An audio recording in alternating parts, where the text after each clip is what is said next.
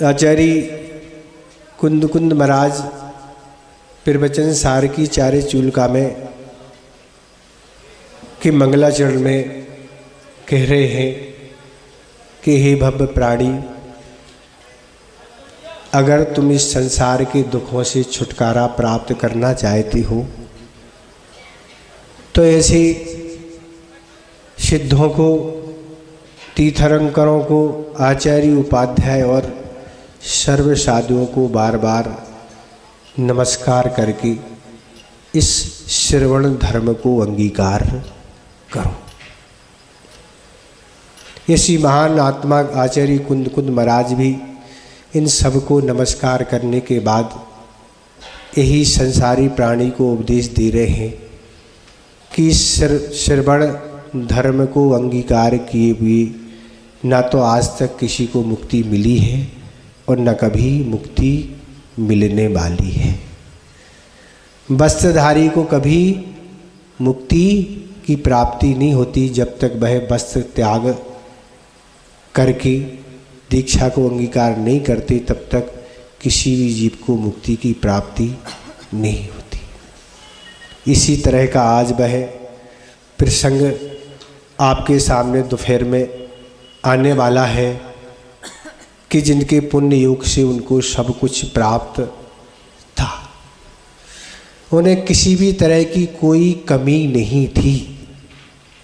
आप जैसे लोगों जैसे उनको कोई व्यापार, कृषि और नौकरी आदि कुछ भी नहीं करना पड़ता है। ऐसे वह निकाचित पुण्य के धनी होते हैं।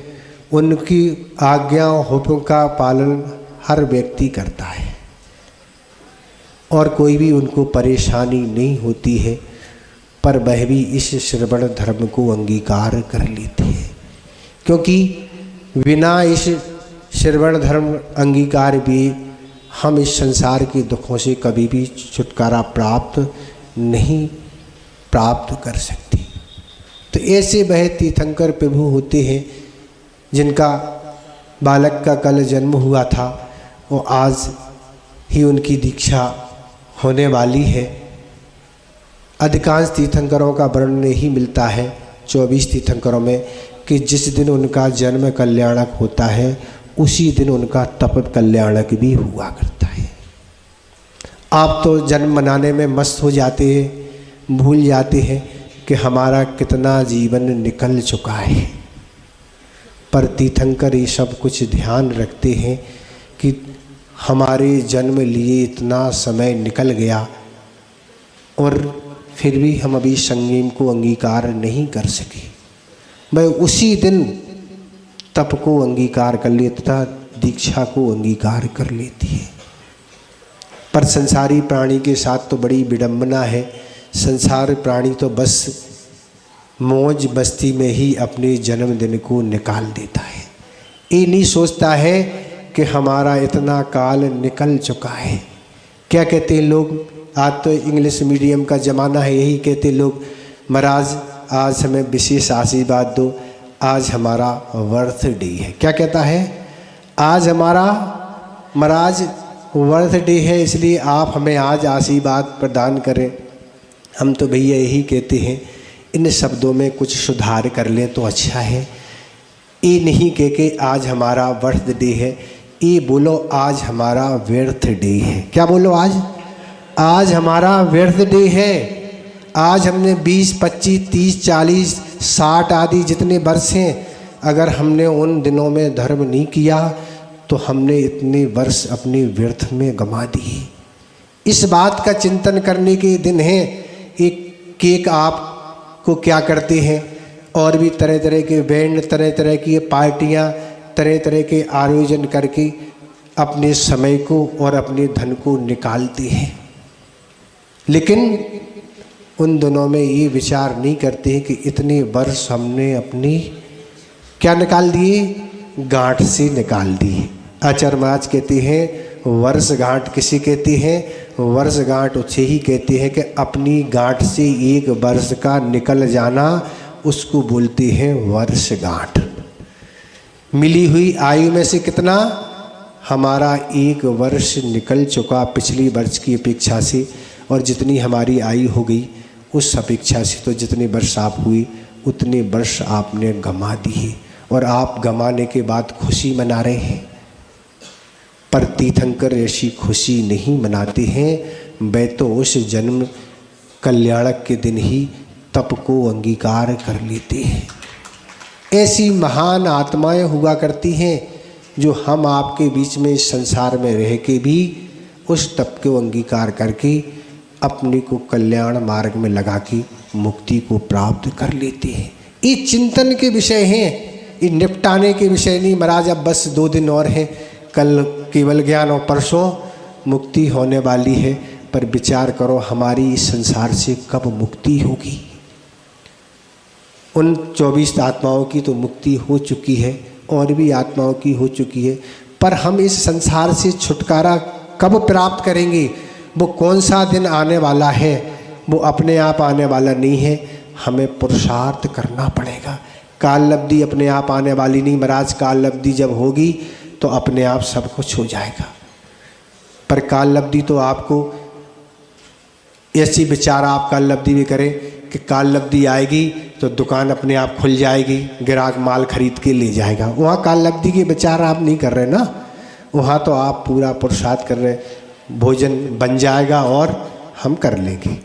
उसके भोजन बनाने के लिए भी पुरुषार्थ करना पड़ता है, काल लब्धि का इंतजार नहीं होता है। इसीलिए आचार्य महाराज कह रहे उस काल लब्धि का विचार नहीं करते हुए पुरुषार्थ पूर्वक उस संयम धर्म को अंगीकार करो, और संयम धर्म को अंगीकार करने के वाले उस पुरुषार्थ में लग जाओ जिस पुरुषार्थ में ऐसी महान आत्माएं लग गईं और वह मुक्ति को प्राप्त उन्होंने कर लिया। तो ऐसे पुण्य के धनी होते हैं, वह भी दीक्षा को अंगीकार कर लेते हैं। क्या हो गया? अभी तक तो क्या होता है उनका, जब भी जन्म होता है तो सौधर्मिंद अंगूठे में अमृत लगा देता है उस बालक के, वह चूस चूस के बड़ा हो जाता है। फिर क्या होता है, और बड़ा हो जाता है तो उनका भोजन कहाँ से आता है? उनका भोजन स्वर्ग से ही आता है, यहाँ का वह कुछ स्वीकार नहीं करती।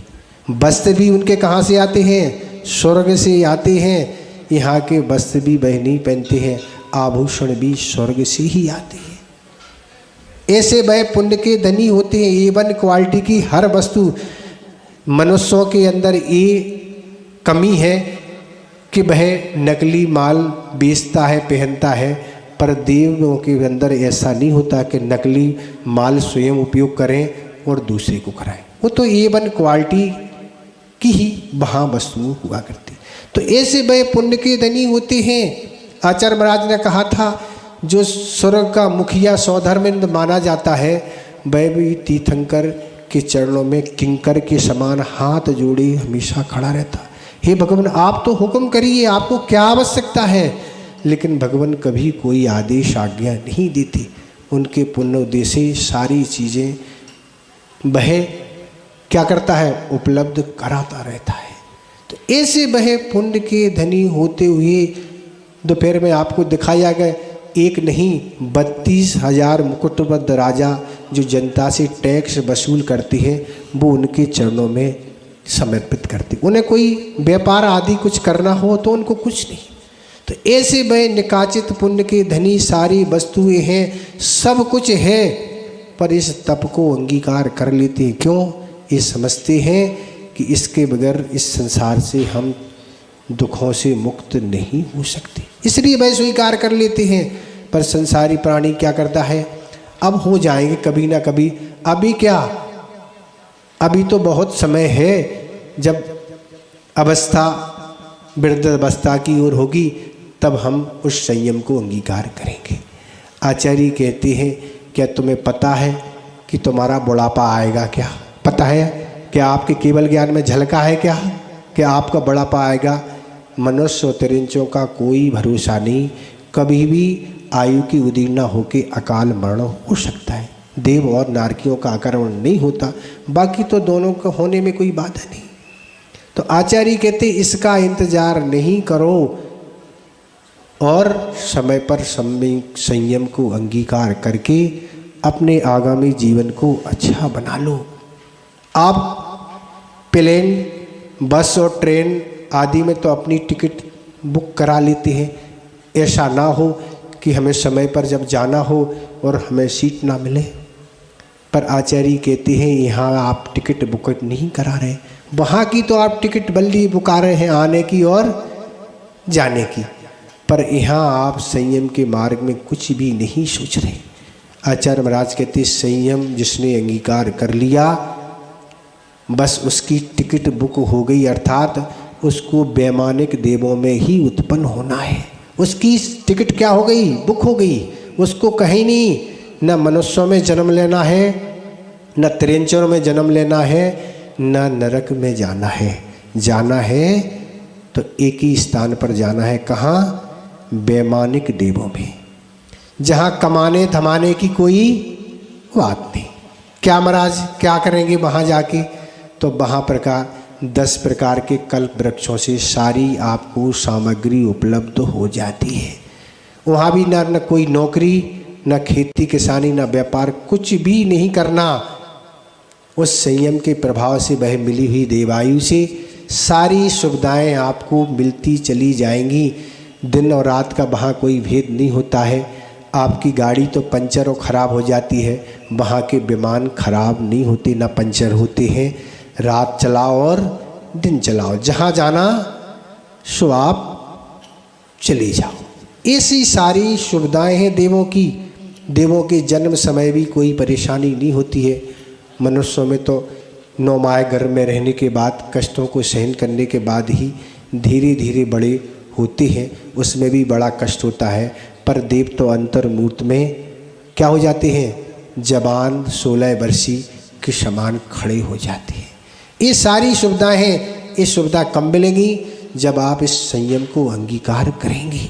उस संयम को अंगीकार करने से निरंतर 24 घंटे असंख्यात गुनी कर्म की निर्जरा होती है। अगर सम्यक दृष्टि की एक कर्म की निर्जरा हो रही है तो वृत्ति महावृत्तियों की क्या है? प्रति समय सो चाहे जागो असंख्यात गुनी कर्म की निर्जरा चलती है। ऐसे वह पाप कर्म कटते चले जाते हैं और पुण्य का संचय बढ़ता चला जाता है। आचार्य महाराज कहते थे कि ऐसे संयमी आदि या पुण्य कार्य में लगे हुए जीवों को ऐसे पुण्य का संचय होता है कि वह पुण्य कभी साथ छोड़ता नहीं। जहाँ भी वह जाता है पुण्य उसके साथ पीछे लगा रहता है। जिस गति जिस आयु में जहाँ भी पहुँचेगा अच्छी जगह पहुँचेगा। नरकों में तो जाना नहीं, क्योंकि वहाँ तो पुण्य की गंध ही नहीं आती नरकों में। तो इस तरह वह अच्छी आयु को प्राप्त होके अच्छे घरों कुलानों में राजा महाराजा सेठ आदि होके वहाँ उस पुण्य का उपयोग करता है। और पुण्य का बैलेंस ऐसा उसका रहता है कि जब तक उसको मुक्ति नहीं होती तब तक वह पुण्य का उपयोग करता रहता है। तो इस तरह के आत्माओं ने क्या किया, उसके चिंतन का आज दिन है। वही दृश्य देखने के, वो विचार करने के दिन है कि सब कुछ होते हुए भी क्या हुआ? सब राजपाट त्याग कर दिया। आचार्य महाराज से किसी ने पूछा, आचार्य महाराज हम किस ग्रंथ का स्वाध्याय करें? आचार्य महाराज ने पहले यही कहा कर लेना किसी भी ग्रंथ का आप अपने हिसाब से। उन्होंने बताया हमने इन ग्रंथों का स्वाध्याय कर लिया। तब आचार्य महाराज ने यही कहा हम तो भैया यही कहेंगे कि उन आत्माओं की कथाओं के बारे में पढ़ो जिनने एक बार बैराग को धारण कर लिया, फिर कभी पीछे मुड़ के उन्होंने कभी नहीं देखा। हमारे पीछे कौन आ रहा है हमें मनाने, कौन घर वापस लेने जा रहा, आने के लिए आ रहा कि घर वापस चलो, या कोई दीक्षा लेने आ रहा, इससे कोई मतलब नहीं। बैराग को धारण कर लिया, फिर मुड़ के पीछे नहीं देखा। कहने को यही कहा जाता है कि मुनियों के परिचयों के बारे में आचार्य उमा स्वामी महाराज ने 9वें अध्याय में 22 परिचयों का उल्लेख किया। पर आचार्य महाराज हमेशा यही कहते थे भैया गृहस्थों को 22 नहीं 22,000 परिचय हैं। कितने हैं? 22,000। कितनी समस्याएं और परेशानी हैं वह तो गृहस्थ समझता है, पर मुनियों को तो कितने हैं? 22 हैं, और अधिक से अधिक आएंगे तो एक साथ 19 से ज़्यादा नहीं आएंगे। पर आपों की स्थिति क्या है तो आप स्वयं समझते हैं। इसलिए आचार्य पूज्यपाद महाराज कह रहे हैं कि अगर तुमने अगर संयम को अंगीकार कर लिया तो देव गति में तुम्हारा जन्म होगा। न जन्म में कष्ट, न जीवन भर कोई कष्ट, सारी सामग्री सारी चीज़ें, ना वहाँ कोई बच्चे हैं, बच्चों से भी आपको परेशानी है तो वहाँ कोई बच्चे नहीं होते हैं। विवाह की यहाँ परेशानी है, वहाँ विवाह की कोई परेशानी एक नहीं, कम से कम एक देव की 32 देवियाँ कम से कम कितनी होती हैं, 32 तो होती हैं, और विक्रिया कर लेते हैं तो और फिर कितनी हो जाती। और यहाँ तो ये समस्या है, पर वहाँ ऐसी कोई कुंवारा वहाँ कोई नहीं रहता है, वहाँ तो सब विवाहित ही होते हैं।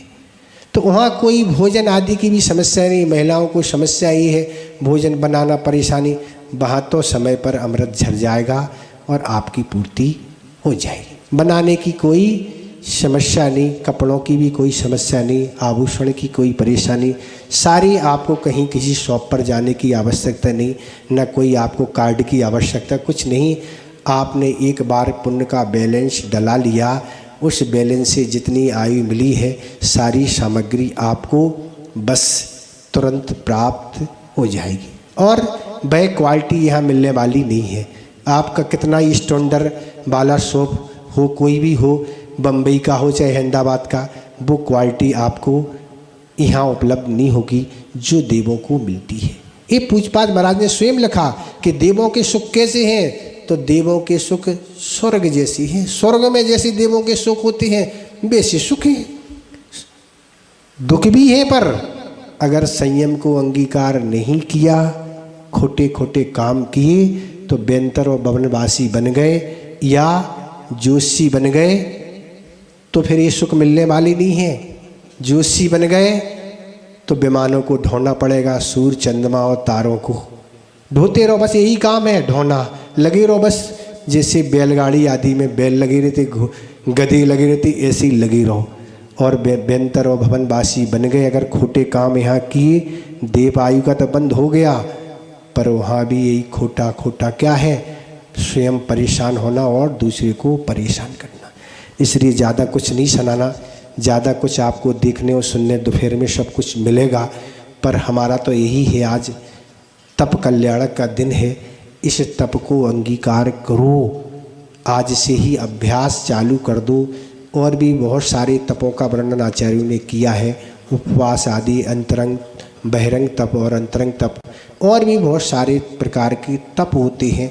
उन तपों को आप करते चले जाइए और तप से आपकी निरंतर निर्जर पाप कर्म की निर्जरा होती चली जाएगी, और वह भी समय आ जाएगा कि आप इस संसार से जल्दी जल्दी मुक्त हो जाएंगे। इसलिए ये विचार करने के दिन है। ये आचार्य जी कहते हैं भैया समय को नहीं काटना है, कर्मों को काटना है। सो इसलिए समय को नहीं काटते हुए कर्म को काटते चले जाएं और अपने को हमेशा हमेशा के लिए इस संसार से मुक्त कर लेंगे। संसार को समाप्त नहीं करना, संसार तो अनादि निधन है और रहेगा।